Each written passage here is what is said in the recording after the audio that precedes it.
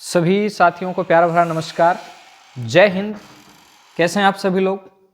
उम्मीद करता हूं ठीक होंगे, अच्छे होंगे, मस्त होंगे और स्वस्थ होंगे और अपने पढ़ाई को बिल्कुल धार दे रखी होगी आप लोगों ने। चलिए करते हैं आज की क्लास को अपन लोग शुरू, बिना किसी देरी के, बिना किसी झंझट के। फटाफट एक बार शेयर कर दीजिएगा आप लोग। 2020 विशेष श्रृंखला में आप सभी का स्वागत, और स्वागत करने के लिए तैयार हमेशा की तरह आपका होस्ट, आपका दोस्त विजेंद्र सिंह नेवरी। देखिए साथियों, अपन बात कर रहे हैं कि ये क्लास किसके लिए महत्वपूर्ण होने वाली है। ठीक है, कई लोगों को शंका रहती है ये रीट के लिए भी महत्वपूर्ण है, और रीट की भर्ती का आज आगाज हो चुका है। अब रण में उतर जाओ, कोई ढील नहीं करनी है। साथ में पटवार की परीक्षा तिथि पहले ही आ चुकी है। साथ में वनपाल वालों के लिए भी ये महत्वपूर्ण, वनपाल के साथ वन रक्षक के लिए भी महत्वपूर्ण है, और साथ में जो एनटीपीसी रेलवे वाला एग्जाम है उसके लिए भी ये शानदार क्लास साबित होने वाली है। चलिए बिना किसी देरी किए हुए करते हैं क्लास को अपन लोग शुरू। पहली स्लाइड और पहला प्रश्न आपके सामने स्क्रीन पे है कि भारत का कौन सा भू आकृतिक विभाग प्राचीन है और सबसे बड़ा है। शानदार सा प्रश्न है। भारत में जितने भी भौतिक प्रदेश हैं इनमें सबसे बड़ा और सबसे पुराना कौन सा है? चार ऑप्शन: उत्तर पर्वतीय प्रदेश, उत्तर भारत का विशाल मैदान, तटीय मैदान और प्रायद्वीप पठार। इसमें आपको बताना है कि सबसे प्राचीन कौन सा है, सबसे बड़ा कौन सा। बड़ा भी प्राचीन भी। शानदार, वेरी गुड, अच्छे उत्तर आ रहे हैं आप सभी के, बिल्कुल शानदार। सभी का उत्तर सही आ रहा है तो भाई साहब मैं क्यों गलत करूं। सबसे प्राचीन और सबसे बड़ा ये कौन सा है? प्रायद्वीप पठार। यानी सबसे प्राचीन भी यही है और सबसे बड़ा भी यही है। प्राचीन भी यही है और सबसे बड़ा भी यही। अगर सबसे नया पूछा जाए, वैसे तो हिमालय नया है, लेकिन हिमालय के बाद में मैदान का विकास हुआ है तो ये नवीन है। जबकि प्राचीन की बात करें तो कौन सा? प्रायद्वीप पठार। अब प्रायद्वीप पठार जो भारत का सबसे प्राचीन भौतिक प्रदेश है, भारत का सबसे प्राचीन भौतिक प्रदेश है, इसके अपन बात करते हैं क्या क्या इससे और विशेष प्रश्न बन सकते हैं। पहला प्रश्न तो इससे ये बनेगा कि ये जो प्रायद्वीप पठार आप देख रहे हैं ये प्राचीन है, चलो ठीक है। ये अवशेष किसका है? तो भाई साहब सुनिएगा, ये अवशेष है गोंडवाना लैंड का। किसका है? गोंडवाना लैंड का। जबकि उत्तर पर्वतीय प्रदेश ये किसका अवशेष है? तो अपन कहेंगे ये जो अवशेष है, एक मिनट के लिए, ये जो अवशेष है ये किसका है? टेथिस सागर का अवशेष है। किसका है? टेथिस सागर का। उत्तर भारत का विशाल मैदान भी किसका है? टेथिस सागर का है। ठीक है, तटीय मैदान है आपका प्रायद्वीप पठार है, ये किसके हैं? गोंडवाना लैंड के अवशेष आएंगे। अब इसके बाद नेक्स्ट बात करते हैं अपन, ये आप देख सकते हैं पूरा का पूरा प्रायद्वीप पठार। इस पूरे के पूरे प्रायद्वीप पठार में आपको विशेष कुछ नहीं करना, ये देखना है कि प्रायद्वीप पठार किधर से है। प्रायद्वीप पठार ये आपका अरावली से लेकर के इधर पश्चिमी घाट देता हुआ, इधर पूर्वी घाट देता हुआ, इधर से आपका यूं घूम के और यूं आपका छत्तीसगढ़ झारखंड को शामिल करता हुआ यहाँ तक, और साथ साथ ये जो मेघालय वाला हिस्सा है, गारो खासी जयंती की पहाड़ियाँ, यहाँ तक पूरा का पूरा है प्रायद्वीप पठार। अब प्रश्न यूं बना, प्रायद्वीप पठार सबसे बड़ा है, चलो ठीक है, इसकी आकृति कैसी है? प्रश्न बन सकता है आपसे कि इसकी आकृति कैसी है, तो आप कहेंगे भाई साहब इसकी आकृति त्रिभुजाकार। इस त्रिभुज का शीर्ष किधर है? इस त्रिभुज का शीर्ष है वो दक्षिण में है, और इस त्रिभुज का आधार किधर है? तो आपका उत्तर बनेगा इसका आधार उत्तर के अंदर। इसका आधार किधर है? उत्तर में, और इसका शीर्ष किधर है? तो आप कहेंगे दक्षिण के अंदर। ठीक है, तो यहां से आपका प्रश्न बना, इसका आधार किधर है? उत्तर में, शीर्ष किधर? दक्षिण में। अरावली वाला है, अरावली से लेकर और आपका विंध्याचल, सतपुड़ा, पश्चिमी घाट, पूर्वी घाट देते हुए और ये आपका मेघालय के पठार तक फैला हुआ पठारी प्रदेश है, सबसे बड़ा है। अब इसमें दो चीजें हैं। इसमें कितनी चीजें? दो।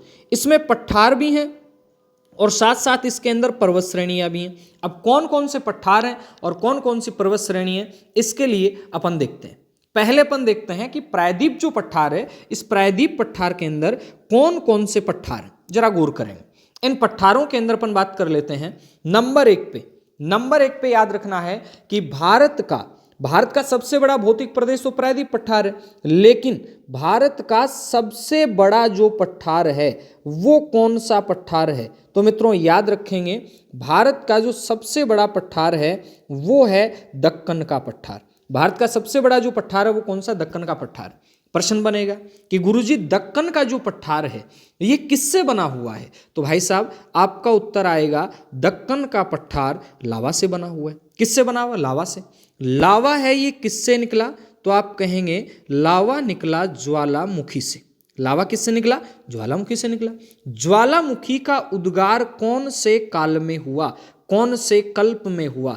तो आपका उत्तर आएगा ज्वालामुखी का उद्गार है वो क्रिटेशियस युग में या क्रिटेशियस कल्प के अंदर हुआ। प्रश्न बनेगा दक्कन का पठार किससे निर्मित है? लावा से निर्मित है। लावा किससे निकला? ज्वालामुखी से। ज्वालामुखी का उद्गार किससे हुआ? किस समय में हुआ? क्रिटेशियस में। इसीलिए तो दक्कन के पठार में जो मिट्टी है वो कैसी मिट्टी है भाई साहब? काली मिट्टी है। दक्कन के पठार में कैसी मिट्टी है? काली। दक्कन के पठार के बाद में दूसरी चीज आप यहां देख सकते हैं, दक्कन के पठार के बाद में यहां जो कर्नाटक का पठार है, इसके बाद यहां तेलंगाना का पठार है। अब विशेष प्रश्न, दंडकारण्य का पठार कहां पे? शानदार प्रश्न है। दंडकारण्य का पठार कहां पे है? तो आपका उत्तर आएगा गुरुजी दंडकारण्य का पठार उड़ीसा में भी है, प्लस में दंडकारण्य का पठार है वो छत्तीसगढ़ में भी है, साथ साथ के अंदर दंडकारण्य का पठार आंध्र प्रदेश में भी है। बस इतनी याद रखना है, उड़ीसा, छत्तीसगढ़, आंध्र प्रदेश, इनमें फैला हुआ जो पठारी भाग है ये कौन सा है? दंडकारण्य का पठार। इसके बाद देख सकते हैं मालवा का पठार। जी गुरुजी ये कहां पे? ये भाई साहब एमपी के अंदर। उसके बाद देख रहे हैं बघेलखंड का पठार। बघेलखंड का पठार कहां पे है? तो याद रखेंगे एमपी के अंदर। बुंदेलखंड का पठार कहां पे? ये एमपी प्लस में यूपी दोनों के अंदर फैला हुआ।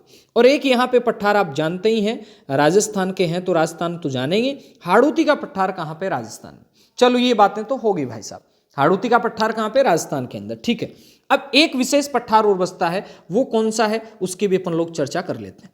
ये जो आप पठार देख रहे हैं, ये वाला पठार, इस पठार का नाम है छोटा नागपुर का पठार। कौन सा पठार है?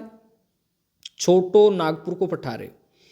छोटा नागपुर के पठार से क्या क्या प्रश्न बन सकते हैं देखिएगा। छोटे नागपुर के पठार से पहला प्रश्न तो ये बनेगा, ये किसके लिए जाना जाता है भाई साहब? तो भाई साहब ध्यान देंगे, ये जाना जाता है खनिजों के लिए। यानी भारत में अगर सबसे ज़्यादा खनिज कहीं पे हैं तो वो कहाँ पे हैं? इसी छोटा नागपुर के पठार में। और इसीलिए भारत का खनिजों का जो भंडार गृह है ये किसे कहा जाता है? ये छोटा नागपुर के पठार को ही कहा जाता है। छोटा नागपुर के पठार को खनिजों का भंडार गृह कहते हैं, जबकि खनिजों का अजायब घर ये किसे कहते हैं? राजस्थान को। अजायब घर क्यों कहते हैं? अजायब घर इसलिए कहते हैं क्योंकि राजस्थान में खनिजों की विविधता है, डाइवर्सिटी है। यहाँ पे बहुत सारे खनिज हैं। यहाँ पे आपको लोहा, चांदी, मैग्नीज, सीसा, जस्ता, टंगस्टन, बहुत सारे खनिज मिलेंगे। इसलिए राजस्थान को खनिजों का अजायब घर कहते हैं। जबकि बात कर रहे हैं अपन किसकी? छोटा नागपुर के पठार की, इसे खनिजों का भंडारघर। अब गुरुजी भंडारघर छोटा नागपुर के पठार को कहते हैं, चलो ठीक बात है। लेकिन अगर इसमें एक स्टेट पूछा जाए तो आपका उत्तर क्या आएगा? झारखंड को खनिजों का भंडारघर कहा जाता है। अब इसके साथ साथ एक पठार और है। एक पठार और कौन सा? शिलोंग का पठार। शिलोंग का पठार भी प्रायद्वीप पठार का ही हिस्सा है। चलिए आ रही बात समझ में? करते हैं अपन नेक्स्ट प्रश्न की ओर रुख। उससे पहले इसमें ये देखेंगे अपन कि कौन कौन से आपके पर्वत हैं। वो तो पठारों की चर्चा होगी, अब देखिएगा पर्वत कौन कौन से हैं। पर्वतों में आपको कुछ ज्यादा विशेष नहीं देखना। एक नंबर पे अरावली। अरावली कहां से हुआ, कहां से चला? तो अपन कहेंगे अरावली गुजरात से लेके दिल्ली तक फैला। अरावली अपने आप के अंदर कैसा पर्वत है? तो आपका उत्तर बनेगा अरावली जो है ये अपने आप के अंदर वलित पर्वत है। अरावली अपने आप के अंदर कैसा पर्वत है? वलित है। साथ में अरावली प्राचीन है। साथ में अरावली है ये कैसा पर्वत है? मैं इधर लिख देता हूं, अरावली अवशिष्ट पर्वत है। गुरुजी अवशिष्ट क्यों है? अवशिष्ट इसलिए है क्योंकि अरावली वर्तमान में जो अरावली का स्वरूप देख रहे हैं, पहले ऐसा नहीं था। पहले काफी ऊंचाई थी, 2000 मीटर से भी ज्यादा ऊंचा था। लेकिन लगातार अपर्दनात्मक शक्तियों के कारण, लगातार आपका मरुस्थलीकरण की क्रिया के कारण ये है नीचे की तरफ आ रहा है। इसकी जो ऊंचाई है वो धीरे धीरे घट रही है। तो पुराने स्वरूप का ये अवशेष मात्र है, इसलिए अरावली कैसा पर्वत है? अवशिष्ट। अरावली विश्व की सबसे प्राचीन श्रृंखला है। अरावली का उद्भव कौन से काल में हुआ? तो भाई साहब आप कहेंगे प्री कैम्ब्रियन युग में हुआ। अरावली के समकालीन पर्वत कौन सा है? तो आप कहेंगे उत्तर अमेरिका का जो अपलेशियन पर्वत है वो अरावली के समकालीन पर्वत है। ठीक है, तो ये तो अरावली की बात होगी। अब अरावली के बाद में नेक्स्ट बात करते हैं अपन विंध्याचल वगैरह की। ठीक है, देखिएगा विंध्याचल वगैरह में आपको कुछ ज्यादा बात नहीं याद रखनी, 3 चीजें बता रहा हूं, सुनिए। पहले नंबर पे ये कि विंध्याचल के ठीक नीचे एक नदी है और सतपुड़ा के ठीक नीचे एक नदी है। नदियां गुरुजी हैं कौन सी? तो सुनिए, विंध्याचल के ठीक नीचे जो नदी है इसका नाम है नर्मदा। सतपुड़ा के ठीक नीचे जो नदी है इसका नाम है ताप्ती। इनका उत्तर से दक्षिण क्रम पूछा जा सकता है। पूछा जाए तो विंध्याचल, उसके ठीक नीचे नर्मदा, नर्मदा के ठीक नीचे सतपुड़ा, और सतपुड़ा के ठीक नीचे आप कहेंगे ताप्ती। अब प्रश्न क्या बनेगा, इन चार दे देंगे, चारों का उत्तर से दक्षिण क्रम पूछेंगे। विंध्याचल कहाँ है, सतपुड़ा कहाँ है, या नर्मदा नदी किन दो पर्वतों के बीच में बहती है? तो आपका उत्तर क्या आएगा, नर्मदा नदी विंध्याचल और सतपुड़ा के बीच में कलकल करती करती बहती है। उसके बाद प्रश्न आ जाए कि सतपुड़ा के दक्षिण में कौन सी नदी? देखो तय तय ताप्ती, दय दय विंध्याचल, विंध्याचल तो दय दय दय दय नर्मदा, नर्मदा है विंध्याचल के नीचे, सतपुड़ा के नीचे ताप्ती है। ठीक है, इसके बाद आता है पश्चिमी घाट, ये रहा पश्चिमी घाट। फिर कौन सा आएगा, पूर्वी घाट। अब पश्चिमी घाट और पूर्वी घाट में जो मेजर डिफरेंस है वो आप देख रहे हैं, क्या देख रहे हैं भाई साहब? इन दोनों में आप एक चीज देख रहे हैं कि ये सतत है, यानी पश्चिमी घाट का विस्तार है ये सतत है, जबकि पूर्वी घाट है ये कैसा है, ये कटा फटा है। ये कैसा है, कटा फटा है। ये सतत है, ये अपने आप के अंदर ये भ्रंश है, पर्वत नहीं है। प्रश्न आ सकता है कि पश्चिमी घाट है और वहां चार विकल्प मिलेंगे, आप कहेंगे पश्चिमी घाट अपने आप के अंदर एक भ्रंश का कगार है। पश्चिमी घाट अपने आप के अंदर क्या है, एक भ्रंश का कगार है, जबकि पूर्वी घाट भ्रंश उरंश नहीं है, ये अपने आप के अंदर एक पर्वत है। पूर्वी घाट क्या अपने आप के अंदर एक पर्वत श्रृंखला है। ठीक है, पश्चिमी घाट और पूर्वी घाट ये जो आप देख पा रहे हैं, ये जो मिलन बिंदु है, इस मिलन बिंदु को मित्रों क्या कहा जाता है, ये है नीलगिरी। ये क्या है, नीलगिरी है। ये मिलन बिंदु जो देख रहे हैं आप, नीलगिरी। ठीक है, और ये नीचे कार्डामम की पहाड़ियां आप देख रहे हैं। ठीक है, पश्चिमी घाट और पूर्वी घाट का मिलन बिंदु कौन सा है, नीलगिरी है। चलते हैं अपन नेक्स्ट प्रश्न की ओर, देखिएगा। उससे पहले एक स्लाइड और मैं आपको दिखाऊंगा यहाँ पे, ये देखें आप आराम से। जो कहते हैं हमें हिंदी समझ में नहीं आती, ये उनके लिए, अंग्रेजों के लिए। ठीक है, भारत में मेजर जो पार्ट हैं उनमें आप देख सकते हैं, जैसे वेस्टर्न हिमालय है, ठीक है, उसके बाद थार का डेजर्ट है, उसके बाद सेंट्रल हाईलैंड। इस सेंट्रल हाईलैंड को आप यूं लिख सकते हैं मध्य उच्च भूमि, और मध्य उच्च भूमि में स्पेशल कौन सा क्षेत्र शामिल होगा, मध्य उच्च भूमि में मालवा का पठार है, बघेलखंड है, बुंदेलखंड है, ये आएंगे। ठीक है, उसके बाद ये वेस्टर्न कोस्टल प्लेन, पश्चिम तटीय मैदान, ये वाला जो डार्क दिख रहा है ये क्या है, वेस्टर्न घाट है। उसके बाद वेस्टर्न घाट नीचे तक है, कन्याकुमारी तक। ठीक है, उसके बाद ये वाला ईस्टर्न घाट है पूरा का पूरा, जो आपका लाइट दिख रहा है, ये ईस्टर्न हाईलैंड यानी पूर्वी उच्च भूमि, पूर्वी उच्च भूमि। ठीक है, ये नॉर्थ हिल स्टेशन इधर आ जाएंगे, ईस्टर्न घाट आ गया, ये आपका पूरा का पूरा ईस्टर्न कोस्टल प्लेन आ गया। ये आप एक मेजर रूप में देख सकते हैं इन प्रदेशों को। चलते हैं आगे चलें तो अपने पास एक नया प्रश्न आ गया, पूर्वी घाट एवं पश्चिमी घाट, इनको जोड़ने वाली पहाड़ियां कौन सी हैं? है ना शानदार प्रश्न। ये ऐसे प्रश्नों को मैं कहता हूं गुलगुले टाइप प्रश्न है ना। गुरुजी इनका नाम गुलगुला क्यों पड़ा? तो सुनो भाई, गुलगुला क्यों पड़ा? इनका नाम गुलगुला इसलिए पड़ा क्योंकि इनको खाने में है ना बड़ा मजा आता है। क्यों आता है मजा भाई साहब? मजा इसलिए आता है क्योंकि ये प्रश्न अपने को आते हैं, लेकिन बहुत से प्रश्न टांटिया टाइप के भी होते हैं, वो नहीं भी आते हैं। ठीक है, तो याद रखा करो, ये पश्चिमी घाट, ये पूर्वी घाट, इन दोनों का ये मिलन बिंदु, ये कौन है भाई साहब? ये नीलगिरी। और इसी नीलगिरी को भी मैंने बताया, इसी नीलगिरी को क्या कहते हैं? इसी नीलगिरी को कहते हैं पर्वतों की रानी, इसी नीलगिरी को कहते हैं पर्वतों की गांठ। क्या कहते हैं? पर्वतों की गांठ, अभी बताया था। और इसी नीलगिरी का जो सर्वोच्च शिखर है, नीलगिरी का जो सर्वोच्च शिखर है वो कौन सा है? तो वो है दोदा बेटा। कौन सा है भाई साहब? दोदा बेटा। नीलगिरी का सर्वोच्च शिखर कौन सा है? दोदा बेटा है। कौन सा है भाई साहब? दोदा बेटा। किसका सर्वोच्च शिखर? नीलगिरी का सर्वोच्च शिखर दोदा बेटा। नीलगिरी है कहां पे? प्रश्न यूं भी आ सकता है कि 3 राज्यों के मिलन बिंदु पे कौन से नीलगिरी? इधर से केरल है, इधर से कर्नाटक है, इधर से तमिलनाडु, यहां पे कौन सी भाई साहब? नीलगिरी है। ठीक है, तो इतनी जानकारी बहुत है नीलगिरी के लिए। नीलगिरी के बाद में याद रखेंगे अन्नामलाई नीलगिरी के नीचे है, फिर पालनी है, फिर आपका इलायची, कार्डामम की पहाड़ियां जिसे अपन कहते हैं, ये सारा नीलगिरी के नीचे की ओर है। सारा नीलगिरी के किधर है? नीचे की ओर। नीलगिरी के नीचे अन्नामलाई है, अन्नामलाई के बाद में पालनी की पहाड़ियां, और फिर आपका इलायची की पहाड़ियां। ठीक है, ये इनका उत्तर से दक्षिण की ओर क्या क्रम। स्क्रीनशॉट ले सकते हैं, फिर आगे चलेंगे अपन। ठीक है, अब देखिएगा इनकी स्थिति आप देख सकते हैं, यहाँ पे स्थिति देख सकते हैं, फटाफट से देखिए, बताइए मुझे। ये आप देख रहे हैं, क्या देख रहे हैं? ये भाई साहब नीलगिरी वाला क्षेत्र। ठीक है, नीलगिरी के बाद में ये आपका पालनी की पहाड़ियाँ, उसके बाद में आपका पालने के बाद में यहाँ इस वाली फील्ड के अंदर कौन सी, इलायची की पहाड़ियाँ, ठीक है। ये मदुरई शहर देख रहे हैं आप, हल्दी का शहर जिसे कहते हैं। लक्ष्मी का मंदिर है यहाँ पे बहुत बड़ा सारा, मीनाक्षी टेम्पल है यहाँ पे बहुत बड़ा सारा, ठीक है। और ये कावेरी रिवर जो आप देख रहे हैं, कावेरी नदी जो देख रहे हैं आप, बाकी नदियों के अंदर अपन पढ़ेंगे। तो ये आप देख रहे हैं नीलगिरी की पहाड़ियों की जो एक्चुअल लोकेशन है वो, ठीक है। चलें आगे की ओर। अब देखिएगा आगे, अब इस स्लाइड में आपको लगभग चीज़ें मिल जाएंगी, आराम से आप इस स्लाइड को देखिएगा, तसल्ली बस इस स्लाइड को देखना है और लगभग आपके प्रश्नों के जो उत्तर हैं वो आपको इस स्लाइड में मिल ही जाने। नंबर 1, ये पूरा का पूरा पश्चिमी घाट, पश्चिमी घाट में दर्रे हैं, दर्रों का क्रम पूछा जाता है, थाल घाट, भोर घाट और पाल घाट।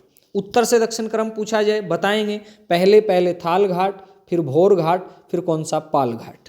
क्रम पूछा जाएगा, बताएंगे थाल घाट, भोर घाट, पाल घाट। उसके बाद नेक्स्ट प्रश्न क्या बनेगा सुनिए। नेक्स्ट ये बन सकता है, ये पश्चिमी घाट है, इस पश्चिमी घाट इधर से पूर्वी घाट, दोनों का मिलन बिंदु कौन सा है, नीलगिरी। नीलगिरी की सर्वोच्च चोटी आपको बताई दोदा बेटा। उसके बाद नीलगिरी के नीचे जो आपका अनाई मुड़ी है, अनाई मुड़ी की ऊंचाई 2695 भी बताते हैं, और कई जगह आपको अनाई मुड़ी की जो ऊंचाई है वो 2696 भी मिल जाएगी। ये दक्षिण भारत की सबसे ऊंची चोटी है। उसके नीचे फिर आते हैं तो कार्डामम की पहाड़ियां। दक्षिण भारत की सबसे ऊंची चोटी आपका कौन सा है, अनाईमुड़ी, जबकि भारत की दक्षिणतम चोटी है महेंद्रगिरी। एक महेंद्रगिरी उड़ीसा के अंदर भी, भाई साहब याद रखना। उसके बाद इधर बात करते हैं, ये दो पहाड़ियां ये भी याद रखना, सेवराय पहाड़ी तमिलनाडु में और जावदी की पहाड़ियां तमिलनाडु, जबकि नल्ला मल्लाई की पहाड़ियां कहाँ पे, आंध्र प्रदेश में। नल्ला मल्लाई की पहाड़ियां कहाँ पे, आंध्र प्रदेश के अंदर। इनका भी क्रम पूछा जा सकता है, नल्ला मल्लाई, जावदी और सेवराय, नल्ला मल्लाई, जावदी और सेवराय की पहाड़ी आप बता सकते हैं, ठीक है। उसके बाद चलते हैं अपन नेक्स्ट प्रश्न की ओर। ये देखिएगा भाई साहब, वापस से वही चीज आ गई। कार्डामम की पहाड़ियां जिन राज्यों की सीमाओं पर स्थित है वह है। अब यहां भाई साहब अच्छा प्रश्न आ गया ना, कार्डामम की पहाड़ियां जिन राज्यों की सीमाओं पर हैं, अब वो कौन से राज्य हैं, अभी भी तो बताया था आपको। कार्डामम की पहाड़ियां केरल व तमिलनाडु की सीमा पे हैं, कर्नाटक व तमिलनाडु, कर्नाटक व केरल, तमिलनाडु व आंध्र प्रदेश। ये स्थिति तब जाके बनती है जब आपने मैप को अच्छे ढंग से नहीं देखा। अभी मैंने बताया कि यहाँ पे कार्डामम, अब यहाँ पे कहाँ कर्नाटक है, यहाँ तो केरल है, इधर से तमिलनाडु, तो ये ऑप्शन भी नहीं हो सकता, तमिलनाडु आंध्रा ये तो नहीं होगा, कर्नाटक केरल भी नहीं होगा क्योंकि ये तो नीलगिरी के भी नीचे आ गया, कर्नाटक और तमिलनाडु भी नहीं होगा। तो इसका सही जो उत्तर है वो है केरल और तमिलनाडु, इनके ऊपर कार्डामम की पहाड़ियां। अब एक विशेष प्रश्न बता दूं मैं आपको, कार्डामम की जो पहाड़ियां हैं इन्हीं का भाई साहब नाम आता है इलायची की पहाड़ी। कार्डामम इलायची का ही तो नाम है, तो याद रखेंगे इलायची की पहाड़ियां ये केरल और तमिलनाडु की सीमा पर है, ठीक है। केरल और तमिलनाडु की सीमा पे सिंगल स्टेट अगर आपसे पूछा जाता है उलझाने के लिए तो आपका उत्तर आएगा केरल, ठीक है। आ रहा है समझ में, चलें आगे चलते हैं। अब अगला प्रश्न है सेवराय की पहाड़ी कहां है, अभी तो बताया था सेवराय की पहाड़ी की स्थिति कहां पे है। तो 4 ऑप्शन है, फटाफट से उत्तर दे दीजिएगा इसका आप, आंध्र प्रदेश, कर्नाटक, केरल, तमिलनाडु। फटाफट बताओ, जल्दी बताओ। देखा, सेवराय की पहाड़ी, जावदी की पहाड़ी, वेरी गुड, शाबाश। ये कहां पे भाई साहब, तमिलनाडु में। सेवराय की पहाड़ी कहां पे, तमिलनाडु के अंदर। चलें नेक्स्ट क्वेश्चन की ओर अपन। अगला है भारत की निम्नलिखित में से कौन सी पर्वत श्रेणी एक ही राज्य में फैली हुई है। अच्छा प्रश्न, एक ही राज्य में फैली हुई, क्या करें कि भारत की कौन सी पर्वत श्रेणी है एक ही राज्य में फैली हुई, दो में नहीं है भाई साहब, एक ही राज्य में फैली हुई है। चलो जी देखते हैं। ये अपना इस प्रकार से इंडिया वाला भाग आता है। अब ये कह रहा कौन सी एक में, अरावली एक में है क्या, नहीं है, ये तो कैंसिल हो गया। सतपुड़ा एक में है क्या, ये भी नहीं है, कैंसिल हो गया। सहयाद्री एक में है क्या, ये भी नहीं, कैंसिल हो गया। बचा कौन सा, एक बचा ना, कौन सा, अजंता। अजंता एक में ही है, अजंता हरिश्चंद्र। तो अजंता है कहाँ पे, याद रखेंगे अजंता महाराष्ट्र में है और ये केवल एक राज्य में ही फैली हुई पहाड़ी है। ऐसा प्रश्न आ सकता है, ठीक है। भारत के निम्नलिखित में से कौन सी पहाड़ी एक राज्य में, तो आपका उत्तर आएगा अजंता की पहाड़ियां महाराष्ट्र के अंदर, अजंता एलोरा की गुफाएं भी हैं, ठीक है। तो अजंता एक राज्य में। इसके बाद नेक्स्ट प्रश्न आपके सामने है, भारत की प्राचीनतम पर्वत श्रेणी कौन सी है। अच्छा प्रश्न, शानदार प्रश्न, यानी अधीनस्थ चयन बोर्ड के पसंदीदा प्रश्नों में यह प्रश्न आएगा भाई साहब, याद रखना, ठीक है। पसंदीदा प्रश्नों में भारत की सबसे प्राचीनतम कौन सी है, भारत की नहीं मैं तो यूं कहूं विश्व की सबसे प्राचीन कौन सी है? अरावली। अरावली प्राचीन है, ये प्राचीन है। लेकिन नई की अगर अपन बात करते हैं, नवीन की बात करते हैं, नवीन की बात करते हैं, सबसे नवीन, यहां मैं एक ऑप्शन और लिख देता हूं, सबसे नवीन है हिमालय। यानी भारत में जितने भी पर्वत हैं इनमें सबसे नया कौन सा है? तो भाई साहब यहां याद रखिएगा, सबसे नया तो है हिमालय। सबसे नया कौन सा है? हिमालय। सबसे पुराना कौन सा है?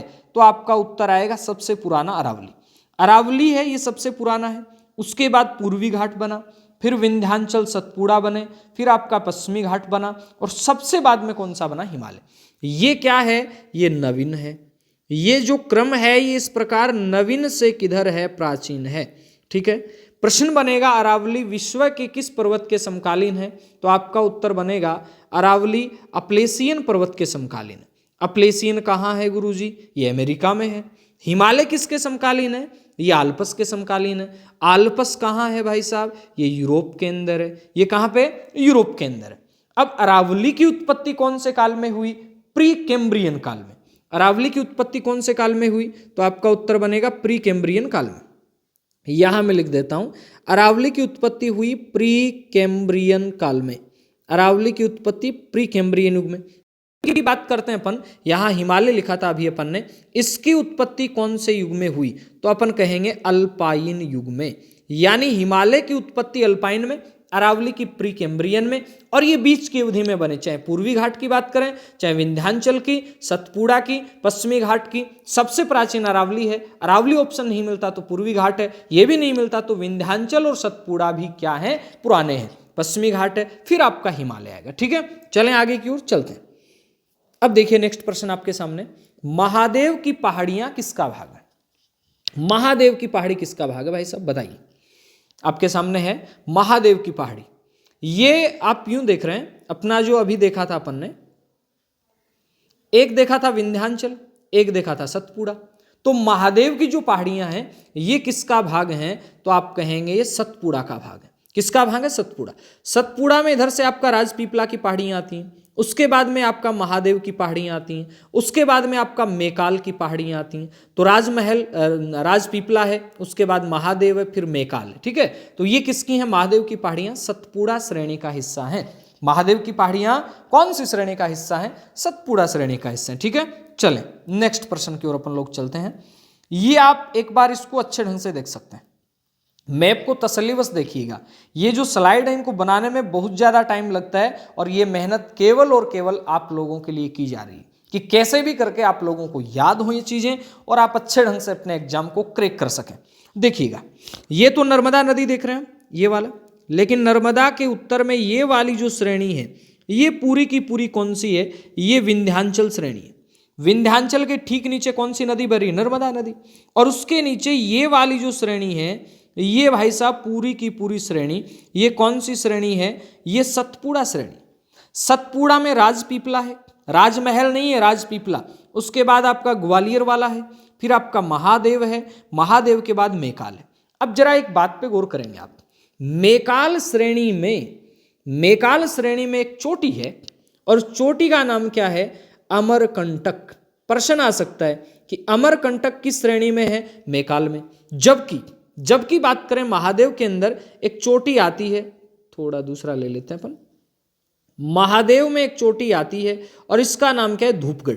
महादेव में जो चोटी है उसका नाम धूपगढ़ है, जबकि बात करें अपन आपका मेकाल के अंदर वो अमरकंटक। लेकिन प्रश्न यूं आ जाए, प्रश्न की लैंग्वेज समझने की कोशिश करना कि सतपुड़ा की, किसकी? सतपुड़ा की सर्वोच्च चोटी कौन सी है? यानी सतपुड़ा जो है इसकी सर्वोच्च चोटी कौन सी है? तो आपका उत्तर मेकाल नहीं होगा, आपका उत्तर क्या हो जाएगा भाई साहब? धूपगढ़ हो जाएगा। धूपगढ़ है ये सतपुड़ा की सर्वोच्च चोटी है। अब धूपगढ़ है कहां पे? तो आप कहेंगे महादेव श्रेणी के अंदर धूपगढ़ की स्थिति आ जाती है। ठीक है, अब चलते हैं अपन नेक्स्ट प्रश्न की ओर। इससे पहले स्लाइड एक बार फिर देख लीजिएगा आप, दूसरी स्लाइड है, हो सकता है पहली में किसी को दिक्कत आ रही हो, भाई साहब आ सकती है, दिक्कत है, क्या पता, दिक्कत तो आ ही सकती है किसी को भी। ये देखिएगा, ये आप देख पा रहे हैं विंध्याचल श्रेणी, ये आपका नर्मदा सोन की घाटी, ये नीचे सतपुड़ा आ गया, ये धूपगढ़ 1350 मीटर आ गया। मैकाल के अंदर अमरकंटक आई जाएगा। ये रीवा है, पन्ना है, कैमूर है। कैमूर वाली ये विंध्याचल का भाग है। भांडेर पर्वत श्रेणी है, कैमूर समूह है, भांडेर समूह है, ये किसके हैं? विंध्याचल के ही पार्ट आते हैं। ठीक है, अब चलें अपन आगे नेक्स्ट प्रश्न की ओर चलते हैं। अपना अगला प्रश्न है, सतपुड़ा की सर्वोच्च चोटी धूपगढ़ जो 1350 मीटर ऊंची है। कितने मीटर ऊंची भाई साहब? 1350 मीटर ये ऊंची है। सतपुड़ा की सर्वोच्च चोटी है, धूपगढ़ है, 1350 मीटर। ये कौन से पर्वत पे है? प्रश्न ये पूछ रहा है कि सतपुड़ा की सर्वोच्च चोटी जो धूपगढ़ है ये कौन से पर्वत पे है? अभी अभी आपको बताया था ये महादेव पे है, और ये सतपुड़ा की सर्वोच्च चोटी है धूपगढ़ महादेव के ऊपर है। ठीक है, अब चलते हैं नेक्स्ट प्रश्न की ओर अपन। नेक्स्ट प्रश्न है, दक्षिण भारत की सबसे ऊंची चोटी कौन सी? फटाफट से उत्तर दीजिए आप इसका। दक्षिण भारत की सबसे ऊंची चोटी कौन सी है? तो आपका उत्तर आएगा दक्षिण भारत की जो सबसे ऊंची चोटी है वो अनाईमुड़ी है। याद इतना ही रखना है, ये 2696 भी है और कई जगह इसको 2695 भी दे रखा है। 2696 या 2695 मीटर अनाईमुड़ी जो है ये दक्षिण भारत की सबसे ऊंची चोटी है। या फिर अपन यूं कह सकते हैं कि प्रायद्वीप भारत की सबसे ऊंची चोटी कौन सी है? तो भी आपका उत्तर आएगा अनाईमुड़ी प्रायद्वीप भारत की सबसे ऊंची चोटी है। चलें नेक्स्ट प्रश्न की ओर चलते हैं। भारत के दक्कन के पठार पर, यह प्रश्न मैंने भी आपको बता दिया था, भारत के दक्कन के पठार पर निर्मित लावा सेलों का निर्माण कौन से काल में हुआ? कितना अच्छा प्रश्न है। भारत का दक्कन का जो पठार है, अपन ने बात की कि ये ज्वालामुखी से निर्मित है, बोले तो लावा है इसके अंदर, लेकिन भाई साहब इस ज्वालामुखी का उद्भव कौन से काल में हुआ था? तो आप कहेंगे इसका उद्भव क्रिटेशियस युग में। ऐसे प्रश्न ही तो आएंगे अधीनस्थ चयन बोर्ड के एग्जाम में, है ना, तो घबराने की कोई आवश्यकता नहीं है। अब फटाफट से इनका आंसर देते चलें और इन चीजों को बार बार रिवीजन करें। एक बार आपने इसको पढ़ लिया, फिर पीडीएफ शेयर करूंगा मैं टेलीग्राम पे।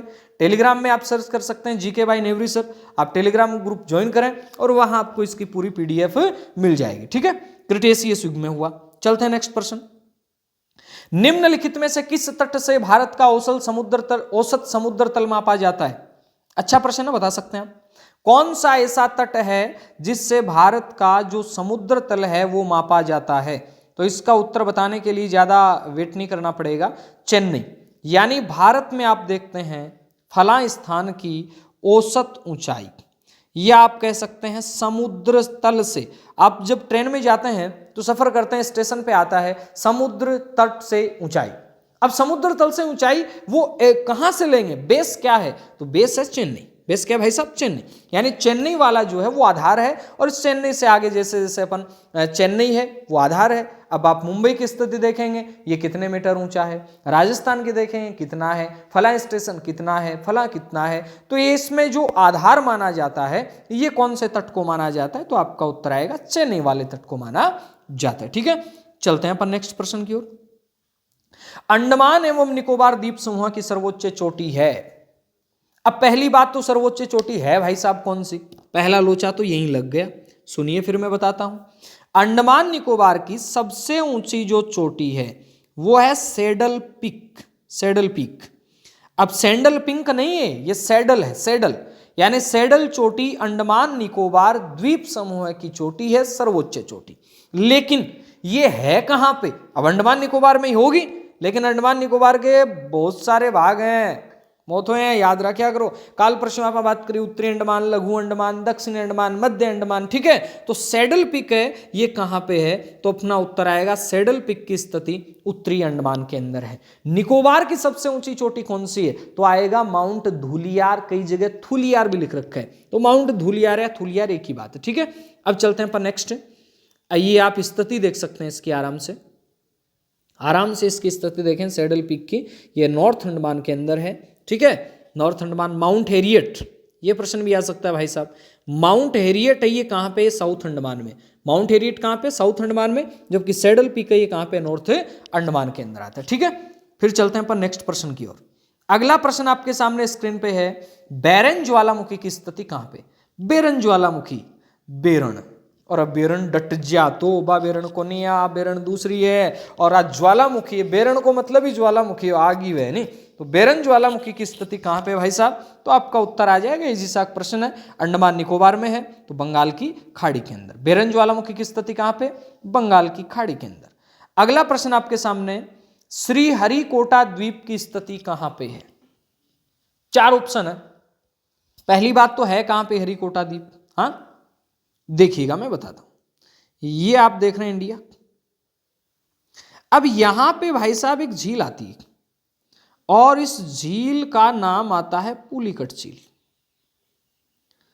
पुलिकट जो झील है इधर से आपका आंध्रा में भी, इधर से आपका तमिलनाडु में भी, दोनों में है। चलो ठीक है।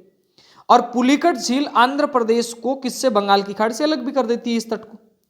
लेकिन इस पुलिकट झील के आंध्रा वाले पार्ट में क्या है, श्रीहरिकोटा द्वीप है, जहां से अपन यूं कहें कि उपग्रह वगैरह प्रक्षेपित किए जाते हैं। ठीक है, तो याद रखेंगे श्रीहरिकोटा द्वीप की स्थिति वो पुलिकट झील के पास है। जबकि भारत की खारे पानी की झीलों में एक बड़ी झील आती है चिल्का। ये कहां पे भाई साहब, ये है उड़ीसा के अंदर। चिल्का झील कहां पे, उड़ीसा के अंदर। ठीक है, चलते हैं अपन नेक्स्ट प्रश्न की ओर। उससे पहले आप हरिकोटा की स्थिति देख सकते हैं मैप के ऊपर। ये आप देख रहे हैं इसकी मैप के ऊपर स्थिति, ये हरिकोटा है। ठीक है, चेन्नई से ऊपर बोले तो आंध्र प्रदेश के अंदर आए गए।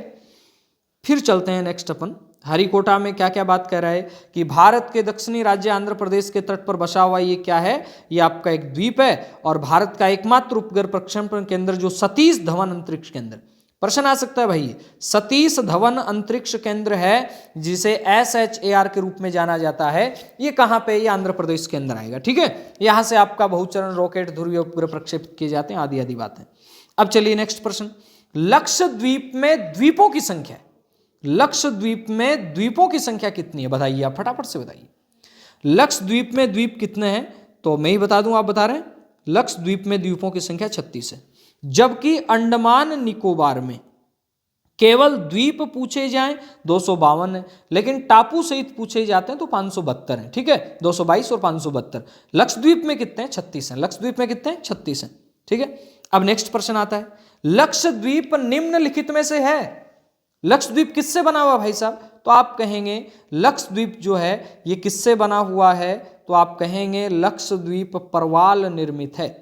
यानी लक्षद्वीप किससे निर्मित है, परवाल निर्मित है। आप यूं भी कह सकते हैं लक्षद्वीप किससे बना हुआ है, कोरल से बना हुआ है, मूंगे से बना हुआ है, परवाल से बना हुआ है। परवाल भीतियां कहां पाई जाती हैं, विश्व की सबसे बड़ी परवाल भीति कहां पे है, विश्व की सबसे बड़ी परवाल भीति ऑस्ट्रेलिया के पूर्वी साइड में, उत्तर पूर्वी साइड में, जिसका नाम आता है ग्रेट बैरियर रीफ। क्या नाम आता है, ग्रेट बैरियर रीफ। ठीक है, चलते हैं नेक्स्ट प्रश्न की ओर अपन।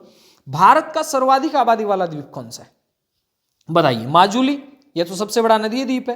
अंडमान सालसेट कौन सा है, फटाफट से बताइए। भारत का सबसे ज्यादा आबादी वाला द्वीप सालसेट है।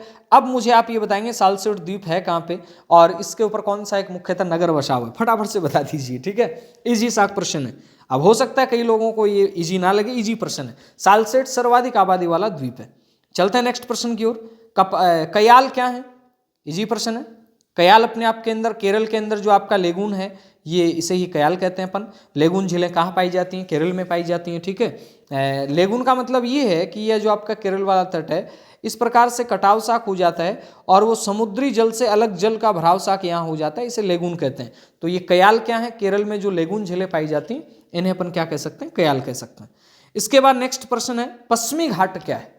मैंने क्लास के शुरुआत में बताया था आपको पश्चिमी घाट क्या है, अवशिष्ट है, मोड़दार है, भ्रंश कगार कोई नहीं, तो फटाफट बताइए। देखिए उत्तर इसका, पश्चिमी घाट अपने आप के अंदर क्या है, ये भ्रंश का कगार है। यानी ये भ्रंश है, ये कोई सामान्य पर्वत नहीं है, ये भ्रंश है। और ये भ्रंश क्यों हुआ, तो आपको इसके लिए अलग से क्लास है, वो अपन लेंगे कि किस प्रकार से इंडियन प्लेट है वो काम करती है और इंडियन प्लेट का अफ्रीकन प्लेट से अलग होना, अलग होने के बाद में यहाँ पे एक भ्रंश का विकसित होना और भ्रंश के सारे इस पर्वत का बनना। पश्चिमी घाट अपने आप के अंदर क्या, भ्रंश कगार है। और ये लास्ट प्रश्न की ओर अपन चल रहे हैं कि तटीय बालुका स्तूपों को केरल में क्या कहा जाता है।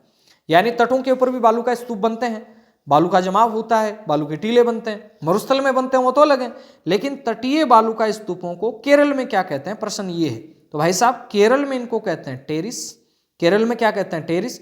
जबकि तमिलनाडु में, कहां पे, तमिलनाडु, तमिलनाडु के अंदर इनको क्या कहते हैं, थेरिस कहते हैं, थेरिस।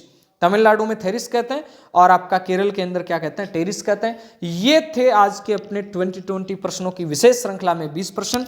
अगर आपको चाहिए इसकी PDF तो आप टेलीग्राम पे जाके सर्च करें GK by नेवरी सर, वहाँ आपको मिल जाएगा। और आप सभी को बहुत बहुत धन्यवाद, आपने देखा इतने टाइम तक इसको। तो एक काम जरूर कर दें आप, एक काम ये है, इसको लाइक करें, इसको शेयर करें, और पहली बार विजिट कर रहे हैं तो चैनल को सब्सक्राइब भी जरूर कर दें। अगर आप देखना चाहते हैं इसकी PDF तो आपको लगाना है GK बाई नेवरी सर, टेलीग्राम पे जाएं और इसकी पूरी की पूरी PDF आपको वहां उपलब्ध करवा दी जाएगी। चलते हैं, लेते हैं विदा, मिलते हैं नई क्लास के अंदर नए जोश नए नॉलेज के साथ। तब तक के लिए अलविदा। जय हिंद, जय भारत।